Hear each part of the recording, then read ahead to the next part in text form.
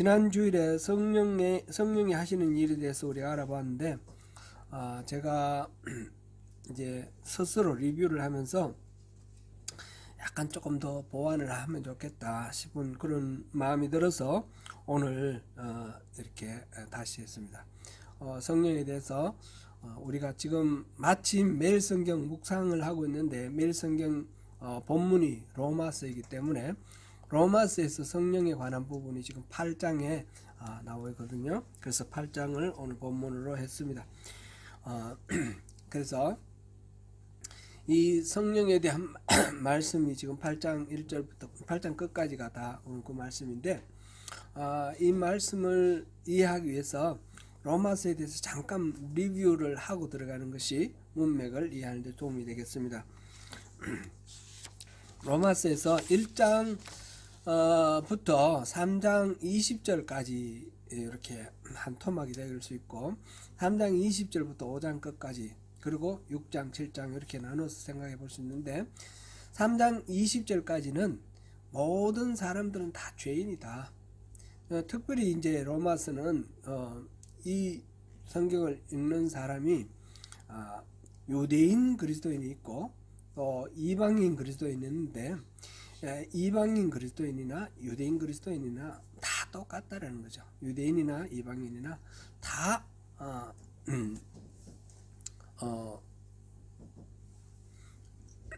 이렇게 죄인이기 때문에 심판을 받아야 된다.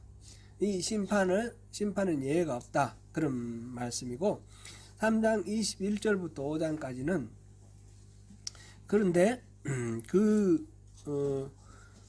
심판은 예수 그리스도께서 십자가를 지시고 속량해 주셨기 때문에 하나님의 은혜로 값없이 의롭다라는 인정을 받게 되었다라는 말씀입니다. 그래서 예수를 믿는 사람은 하나님께서 의롭다라고 인정해 주십니다. 이거는 율법을 행함으로가 아니라 믿음으로 의롭다 하는 거, 이신칭이 거기에 주로 집중적으로 거론되어 있습니다. 아브라함이 믿음으로 의롭다함을 받은 것처럼 사람은 믿음으로 의롭다 인정됩니다. 6장에서는 그리스도의 죽으심으로 인해서 우리는 죄에 대해서 죽고, 그 다음에 죄로부터 해방되었고 하나님의 종이 되어 거룩함에 이르는 그런 열매를 맺었는데, 그게 바로 영생이라는 겁니다. 7장에서는 그런데 이렇게 우리가 하나님의 은혜로 의롭다함을 받았는데 실제로 우리 삶을 보니까 어떻나 보니까 우리 내면에는 죄와 선이 싸우고 있다는 겁니다. 분명히 우리는 선을 행하기를 원하는데 내가 원하는 선은 행하지 않고 악을 행한다. 이게 우리의 현실이라는 겁니다. 이게 왜 그런가? 우리 지체 속에는 이 하나님의 법과 의롭다 해주신 하나님의 법과 우리 육신의 법, 그 죄의 법이 두 가지가 우리 내면에 있어서 서로 싸우는데, 이 죄의 법이 하나님의 법을 이겨서 내가 계속 죄에 사로잡혀 있다. 이런 상황을 두고 바울은 오라, 나는 공고한 사람이로다. 누가 나를 이 사망에서 구해줄꼬. 그러면서 단식하는 그런 장면으로 7장이 이렇게 마무리되어 갑니다. 여러분은 어떻습니까? 여러분은 예수를 믿고 성령으로 거듭났는데 여러분들은 하나님이 의롭다 해주신 그 의로운 삶으로 살고 있습니까?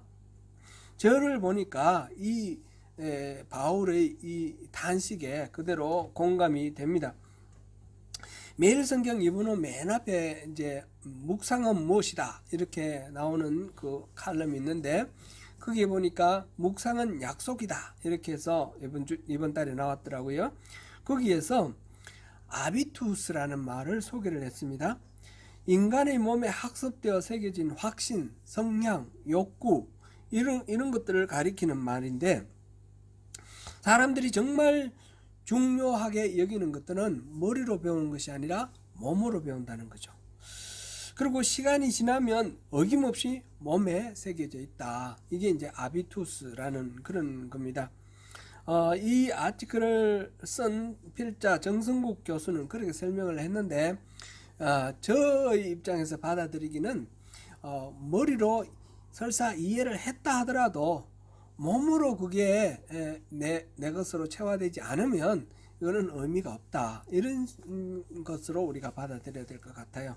하비투스라는 것은 뭔가 깨달음이라는 것은 우리 몸으로 익혀져야지 온전한 깨달음이 된다.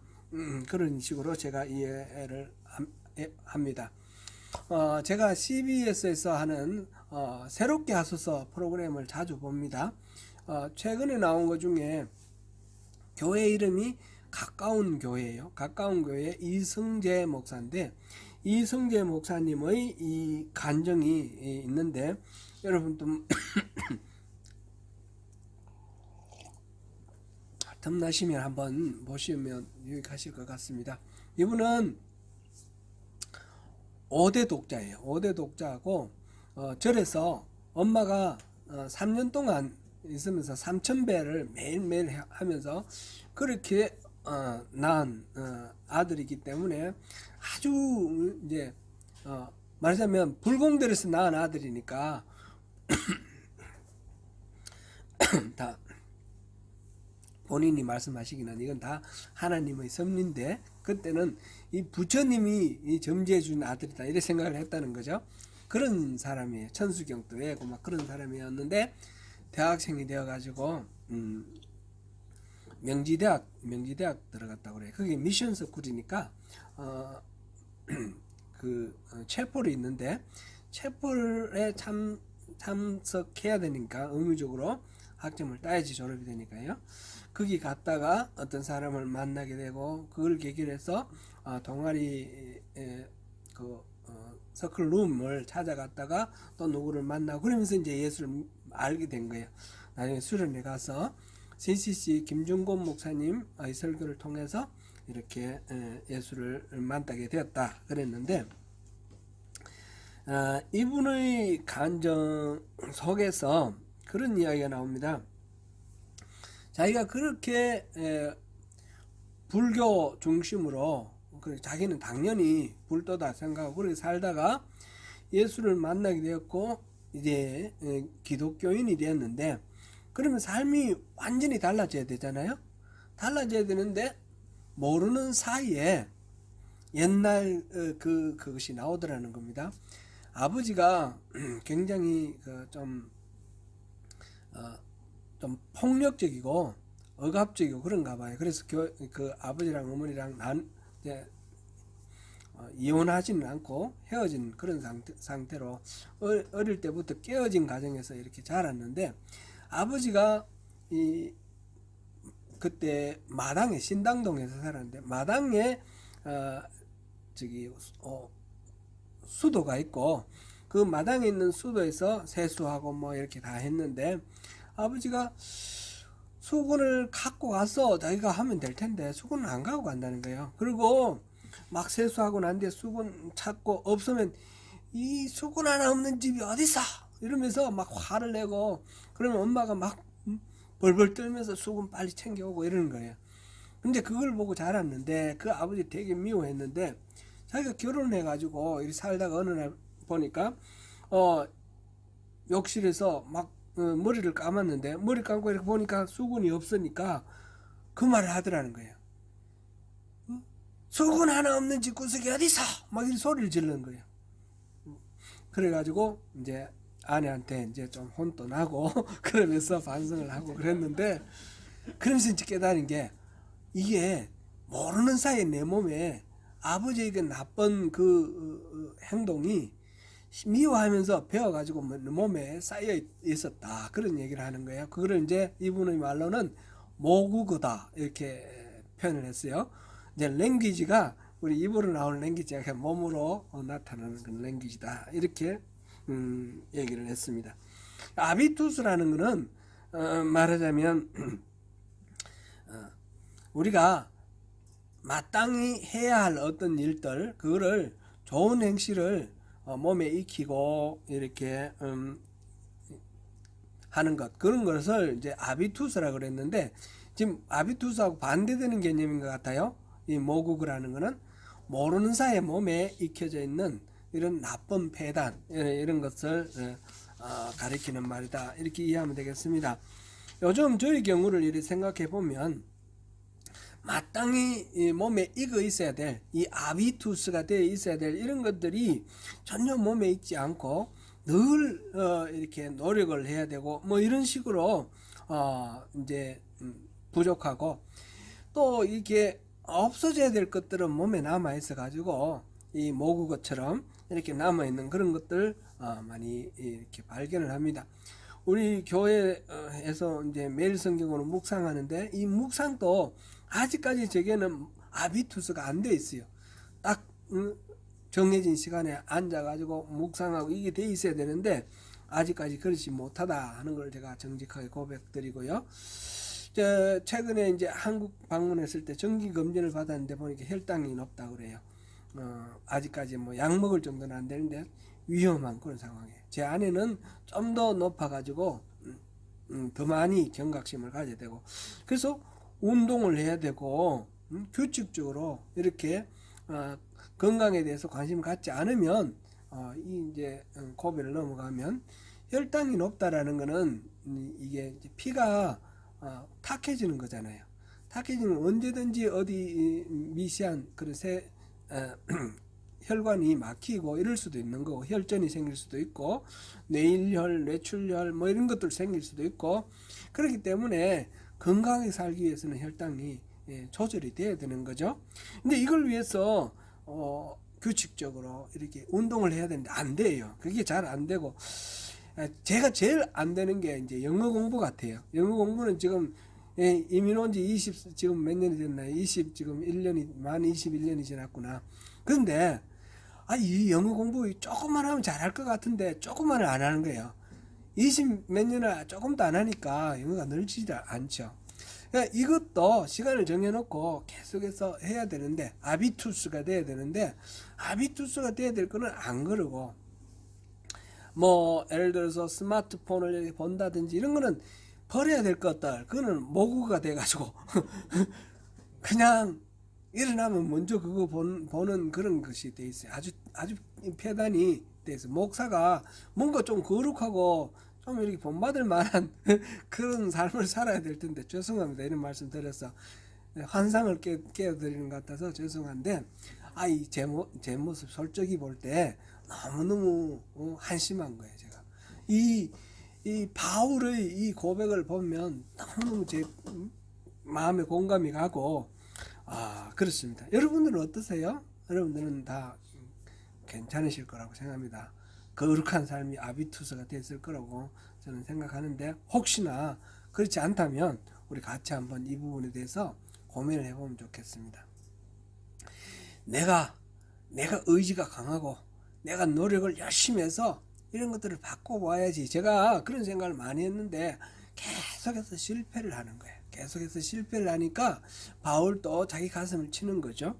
그런데 바울 사도는 이 탄식을 하고 바로 이어서 7장 24절에 그렇게 탄식을 했는데 25절에서 우리 주 예수 그리스도로 말미암아 감사하노라 그래. 하나님께 감사하리로다. 막 지금 탄식해 놓고 끊임없이 자기 안에서 선을 행하고 싶은데 악을 행하는 자신을 보고 탄식해 놓고 어떻게 감사한다라는 말이 나오죠. 그 감사한다는 말이 나오는 것이 바로 이어서 8장 1절에 보니까 그러므로 이제 그리스도 예수 안에 있는 자에게는 결코 정죄함이 없다. 정죄함이 없으니까 감사하는 거예요. 어떻게 해서 그렇습니까?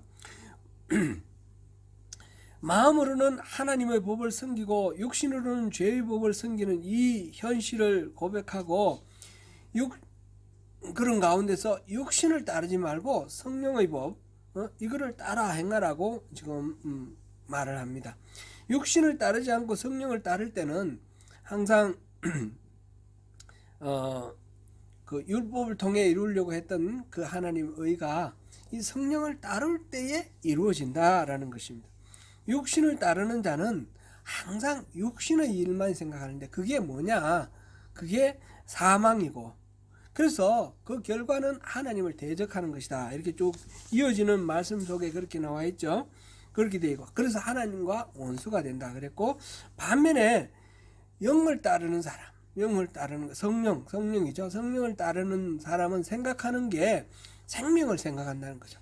그럼 여기서 우리가 일반적으로 우리가 생각을 할 때 어떤 내가 지금 성령을 따르는가 육신을 따르는가 라는 것을 우리가 쉽게 판단할 수 있겠죠. 사망을 생각하느냐 생명을 생각하느냐, 하나님의 뜻을 생각하느냐 아니면 내 욕망을 생각하느냐, 이런 걸 통해서 내 생각을 통해서 아 내가 지금 육신을 따르는구나 성령을 따르는구나 그런 것을 분류할 수 있을 것 같습니다. 우리 속에 하나님의 영이 거하시면 우리는 육신에 있지 않고 영에 있다 이렇게 말했습니다. 이거는 지금 이 말씀은 사실상 우리 속에 하나님이 계시고 둘이 육신과 하나님의 영이 서로 싸운다 그랬잖아요. 그런데 하나님 영이 있으면 우리는 영에 속했다 그랬습니다. 싸움이 있고 싸움에서 비록 지는 현상이 있더라도 그래도 우리 안에 하나님의 영이 있으면 우리는 영에 속한다라고 그렇게 지금 이야기를 하고 있습니다. 만약 우리 안에 이 영이 없으면 우리는 그리스도의 사람이 아니다. 그리스도인이 아니다. 만약 우리가 그리스도인이라고 말을 한다 그러면 우리 안에 하나님의 영, 그리스도의 영이 있다라는 거죠. 우리 안에 그리스도의 영이 계시면 몸은 죽으나 영은 살아있다 이랬습니다. 그래서 관건은 우리 안에 성령이 계시느냐 안 계시느냐 이거죠. 지난주에 우리가 살펴본 내용을 되새겨보면 성령이 우리 안에 계시면 성령이 하시는 일을 지난주에 4가지를 했거든요. 혹시 기억나시나요? 첫 번째 뭡니까? 첫 번째는 성령님이 그리스도를 알게 하시고 또 그리스도가 말씀하신 것을 다 생각나게 해주신다 그랬습니다. 그죠? 두 번째는 뭡니까? 의와 죄와 심판에 대해서 알게 해주신다 그랬어요. 그러니까 사리를 분별할 수 있는 지혜를 주신다 그랬습니다. 세 번째는 뭡니까? 우리 속에 소원을 두고 그것을 행하신다라고 했습니다.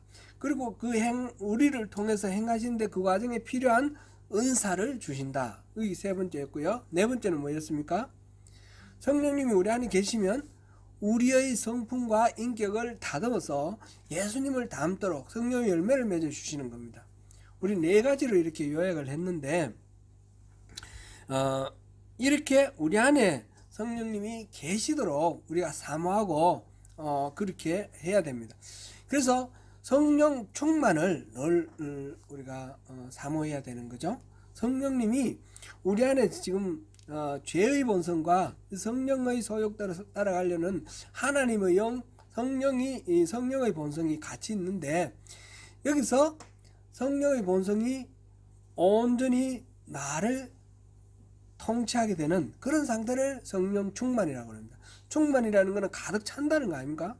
be filled with라고도 하고 full of 이렇게도 표현되는데 영어로 보면 그래서 성령으로 충만한 가운데 있거나 성령으로 채워지는 그런 상태를 충만이라고 합니다. 이 컵에는 지금 뭐가 들어있습니까? 물과 공기가 들어있습니다. 그럼 물을 많이 채우면 공기는 밀려 올라가 버리고 없죠. 제가 마셔버리면 점점 공기가 많아지고 물은 줄어드는 겁니다. 성령으로 채워지면 이 죄의 본성, 육신은 점점 적어지고 그래서 성령이 전체적으로 이렇게 다스리게 되는 그게 성령 충만입니다. 우리는 성령 충만을 사모하고 기도해야 합니다. 그래야지 하나님의 영이 인도하시는 대로 살아가게 되는 거죠. 에베소서 5장 18절에서 21절을 우리 읽어보겠습니다. 시작. 술 취하지 말라. 이는 방탕한 것이니 오직 성령으로 충만함을 받으라. 시와 찬송과 신령한 노래들로 서로 화답하며 너희 마음으로 주께 노래하며 찬송하며 범사에 우리 주 예수 그리스도의 이름으로 항상 아버지 하나님께 감사하며 그리스도를 경외함으로 피차 복종하라. 지금 성령으로 충만하게 하라 하시면서 그 충만하게 됐을 때 이런 일들이 동반된다는 겁니다. 충만해지면 시와 찬송과 신령한 노래들로 화답하게 되고 마음으로 이 하나님의 은혜가 가득해서 찬양이 막 이렇게 흘러나오는 그런 찬송과 찬양이 흘러나오는 그런 우리 마음이 되고, 범사에서 하나님께 감사하게 되고 또 그리스도를 경외하는 그런 상황이 된다는 거죠. 그러면서 서로를 존중하고 피차 복종하는 그런 상황이 되는 겁니다.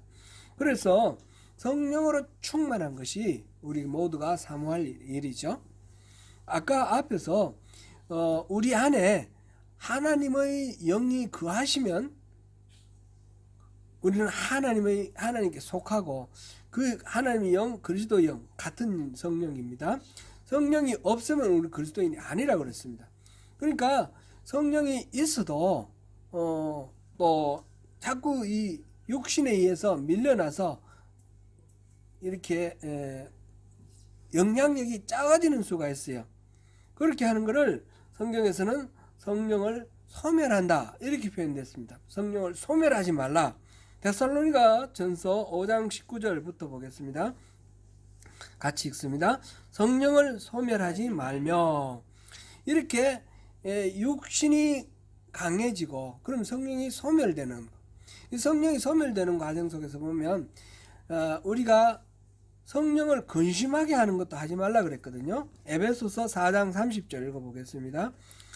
하나님의 성령을 근심하게 하지 말라. 그 안에서 너희가 구원의 날까지 인치심을 받았느냐.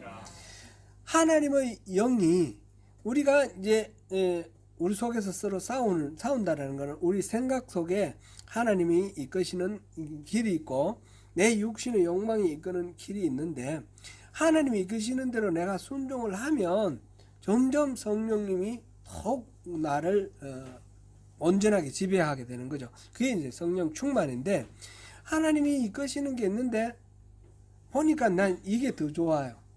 내가 육신의 욕망을 추구하는 이쪽이 더 좋은 거죠. 쉬운 쪽. 그래서 이쪽을 따르면 하나님이 이끄시는 것이 점점 줄어드는 거죠. 줄어들고 나중에 소멸되는데, 그 과정 속에서 이 하나님의 영이, 성령이 근심을 하는 겁니다. 우리가 이렇게 온전하게 따르지 않은 것에 대해서 근심하게 되는 겁니다. 그래서 성령을 근심하게 하는 거나 성령을 소멸하게 하는 것, 이거는 우리가 그리스도인으로서 우리 안에 계신 성령님을 밀어내고 이렇게 그 힘을 없애는 것이기 때문에 안 되는 거죠. 성령 충만을 우리가 추구를 해야 됩니다. 그런 성령 충만을 하기 위해서 제일 먼저 필요한 것이 뭔가, 이게 이제 요한일서 2장 24절 말씀 우리 한번 보겠습니다. 너희는 처음부터 들은 것을 너희 안에 거하게 하라. 처음부터 들은 것이 너희 안에 거하면 너희가 아들과 아버지 안에 거하리라.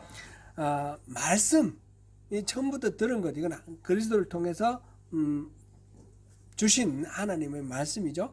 하나님의 말씀을 늘 기억하고 묵상하고 그러면서 그 안에서 거하라는 거죠. 그러면 아버지와 아들, 성령님과 성부와 성자가 우리 안에 거하신다, 그런 말입니다. 이 성부와 성자가 우리 안에 거하시고 우리가 성부 성자 안에 거하는 것, 이게 이제 포도나무의 그 비유로 말씀하셨죠. 요한복음 15장에서. 그래서 이 하나님 말씀을 늘 우리가 묵상하고 그렇게 그 안에서 이렇게 살아가야 되겠습니다. 성령 충만은 예를 들어서 지금 예배 시간에 우리가 성령 충만을 구하려면 어떻게 해야 됩니까? 모든 걸 온전히 하나님께 집중을 해야 됩니다. 다른 것들 마음을 빼앗기지 않도록 우리가 마음을 모으는 그런 것이 필요하죠. 예를 들면 내 눈에 들어오는 뭐 앞사람의 동작이라든지 이런 것도 들어올 수 있고, 목사의 말 속에서 또 실수나 뭐 이런 게 이런 것들이 될 수도 있고, 내 관심을 헛떨어뜨리는 모든 것들을 떨쳐버리고 그 속에 하나님께서 지금 무슨 말씀하시는가, 하나님 내게 무엇을 결단하기를 요구하시는가, 하나님의 그 마음에 집중하는, 그렇게 할 때 우리가 성령 충만함을 우리가 이룰 수가 있습니다. 이거는 일상생활 속에서도 마찬가지입니다. 일상생활 속에서도 우리가 그냥 아무 생각 없이 살아가면 하나님과 아무 상관없이 내대로 살아갈 수 있는 거죠. 빌리 그레함 목사님이 그런 말씀 했다고 그래요. 오늘날 이 교회, 지구상에 있는 교회의 이 예배들을 보면 성령이 없어도 얼마든지 예배를 멋있게 잘 드릴 수 있다, 그렇게 말을 해요. 성령 없이도 아름다운 음악 연주하고 막 열심히 멋있는 연설도 하고 이러면서 예배를 할 수가 있다. 그런데 성령이 없으면 하나님하고는 아무 상관이 없다는 거예요. 우리가 하나님하고 아무 상관없이 이 시간에 아무리 즐겁고 기쁘고 멋있고 그렇더라도 무슨 소용이 있습니까? 이 시간은 하나님을 만나는 시간인데, 그렇죠? 그러니까 하나님께만 집중해야 된다는 거죠. 그거는 우리가 살아가는 삶도 삶의 예배가 돼야 되니까 언제나 우리가 무엇을 말하든지 무엇을 행동하든지 항상 하나님의 입장에서 판단을 해보고 이렇게 걸러서 내 눈을 통해서 이 보이는 이 모든 것들은 내 눈을 통해서 하나님이 보시는 거예요. 그러나 하나님이 보실 만한 게 아니면 내가 안 봐야 되는 거죠. 내가 듣는 이 모든 것들은 하나님이 들으시는 거예요. 나를 통해서. 그래 내가 듣는 이것 중에 하나님이 들으실 만한 것 아니면 안 들어야 되는 거죠. 그러니까 우리 생활이 거룩해지고 정결해질 수밖에 없습니다. 그렇게 하면 성령 충만, 모든 것들을 판단하는데 성령 충만이 되고 삶의 예배가 되는 것입니다.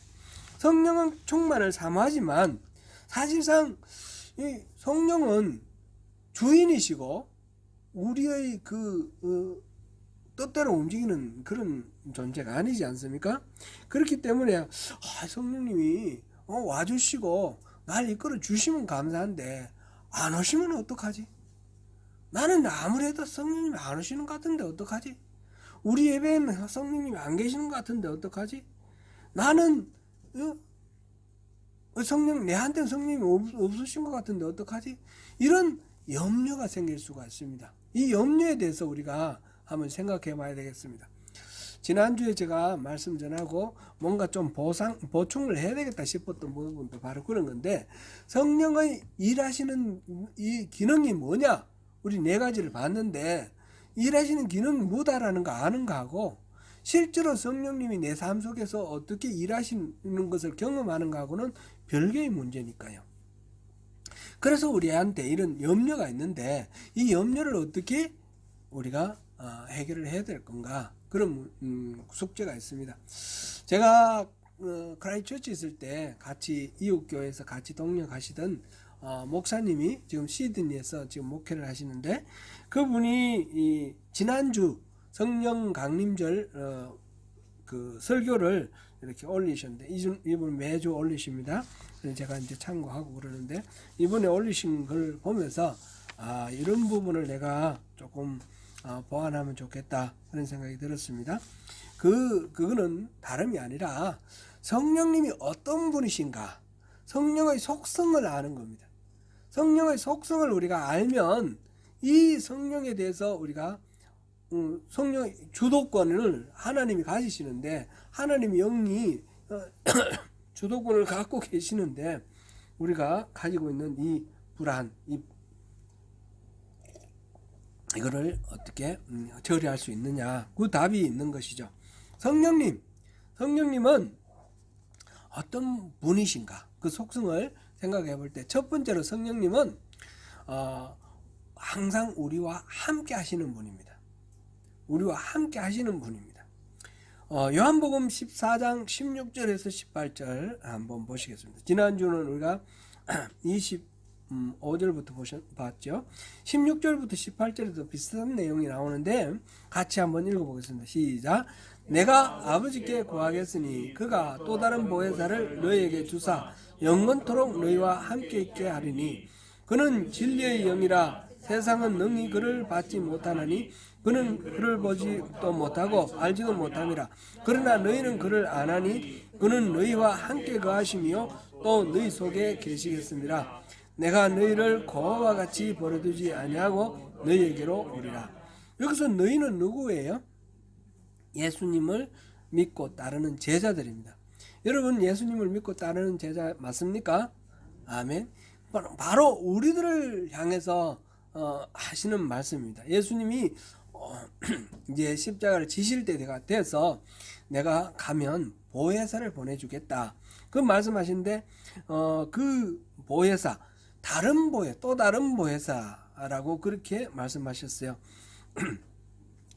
하나님께서 또 다른 보혜사를 내가 가고 난 뒤에 보내주신다 그러는데, 또 다른 보혜사라는 말은 완전히 성질이 다른 어떤 것을 말하는 것이 아니라 같은 성질의 대상을 지금 예수님이 보혜사였다는 겁니다.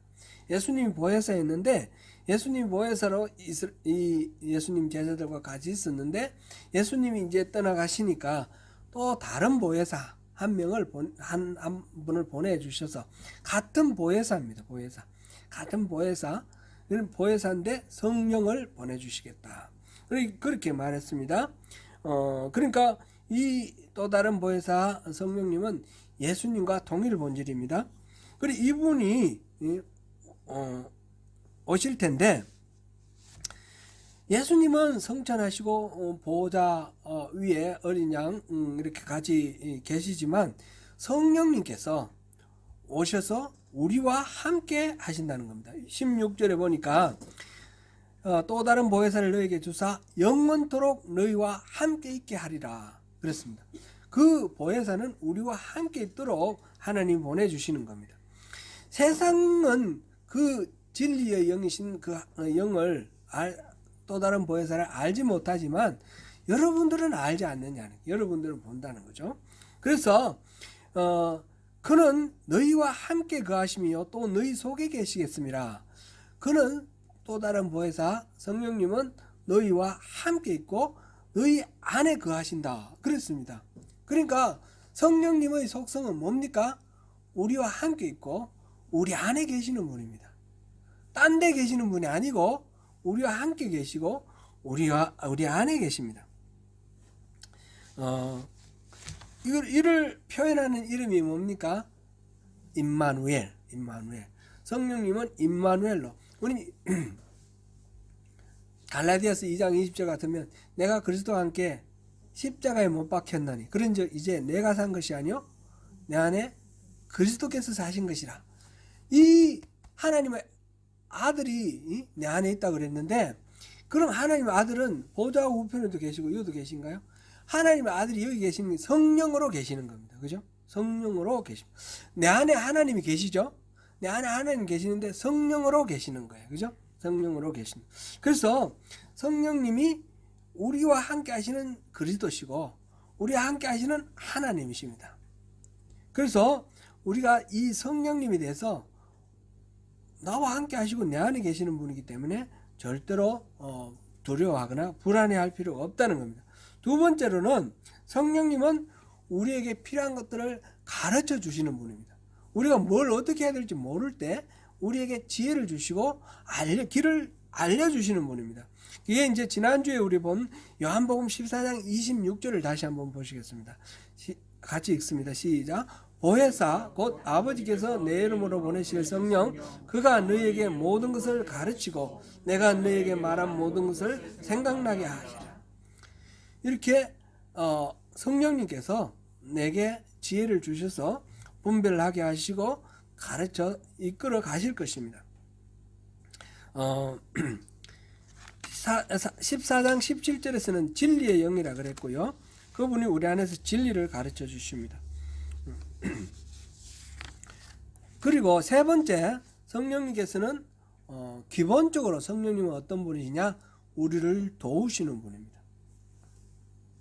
성령님은 보혜사라고 이렇게 한글로 번역이 되어 있죠.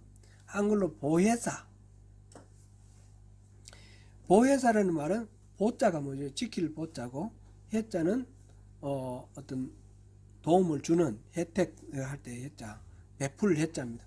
그는 우리를 지켜주시고 베풀어 주시는 분, 우리에게 도움을 주시는 분이 성령님입니다. 영어로는 카운셀러라고 했습니다. 카운셀러는 어떤 사람입니까? 내가 가지고 있는 고민이나 문제를 상담해주고 길을 인도해주는 사람입니다. 이 헬란 말로는 파라클레토스를 하는데, 같이 있는 사람이죠. 같이 있으면서 내 문제를 같이 풀어주는 사람입니다. 그러니까 왜 같이 있습니까? 도와주시려고. 그죠? 성령님은 본질적으로 우리를 돕는 분이십니다. 돕는 분이시기 때문에 우리는 그 성령님으로 인해서 우리가 도움을 받고 안전하게 우리가 살아갈 수 있습니다. 로마서 8장 26절을 같이 한번 읽어보겠습니다. 로마서 8장 26절 시작. 이와 같이 성령도 우리의 연약함을 도우시나니 우리는 마땅히 기도할 바를 알지 못하나 오직 성령이 말할 수 없는 탄식으로 우리를 위하여 친히 간구하시느니라. 아멘. 우리가 내게 뭐가 필요한지, 내가 뭘 해야 될지도 모르는 그런 상황에 놓일 수도 있습니다. 그런데 나 옆에 같이 있고 내 안에 계시는 이 성령님이 나를 위해서 말할 수 없는 탄식으로 기도해 주신다는 거예요. 간구해 주신다는 겁니다. 내가 몰라도 내가 구하는 것만 주시는 게 아니라 내가 구하지 않고 모르는 것조차도 그렇게 구해 주시고 우리를 보호해 주시고 도와주시는 분이 바로 성령님입니다. 성령님은 첫째 어떤 분이시에요? 우리와 함께 하시는 분. 그 다음에는요? 두 번째는요? 가르쳐 주시는 분. 그 다음은요? 도와주시는 분. 우리 이 성령님의 속성에 대해서 우리 한번 생각해 보세요. 염려하실 필요가 있습니까? 없습니다. 우리에게 필요한 건 뭡니까? 하나님을 사랑하는 것, 예수님을 믿는 것. 하나님의 사랑으로 예수님께서 십자가를 지시고 우리를 위해서 죽으셨다는 그 사실을 믿고 그 사실 속에 담겨있는 하나님의 사랑을 우리가 믿고 의지하는 겁니다. 그렇게 하면 우리 안에 계시는 성령님이 우리를 함께 하시면서 가르쳐 주시고 도와주십니다. 그래서 우리 안에서 이제 이 죄된 본성, 육신이 나를 이끌어가는 것, 그것보다 성령님이 하나님의 영이 이끌어가는 쪽으로 나를 이렇게 인도하시는 거죠. 그 성령님이 점점 문제는 우리가 그 하나님의 말씀을 순종하지 않고 무시하고 거절하고 부인하고 이렇게 되면 점점 하나님이 우리 안에 계신 성령님이 근심하다가 소멸되어 가는 거죠. 그게 아니라 사모하고 순종하고 사랑하고 그러면 그 하나님의 사랑에서 우리를 끊을 자가 없다고 그랬습니다. 죽음도 생명도 높음이나 기쁨이나 어떤 거나 끊을 자가 없다라는 것이 이 하나님과 우리 안에 있는 그 사랑은 그럴 수 없다라는 것이 진리인 것입니다. 사랑하는 성도 여러분, 성령님은 우리와 늘 함께 하시면서 우리를 가르치시고 도우시는 분입니다. 우리가 육신의 법과 성령의 법 사이에서 때로는 실패하고 넘어지더라도 그래서 우리가 오호라 나는 공고한 사람이라도 탄식할 때에도 성령님이 내 안에 계심으로 인해서 소망이 있습니다. 성령님이 내 안에 거하시면 나는 그리스도 영으로 인하여 죽음의 법, 죄의 법을 이기고 승리할 수 있습니다. 그런데 이 성령님이 나와 함께 하시면서 가르치고 도우실 때에 겸손한 마음으로 순종하며 따르면 됩니다.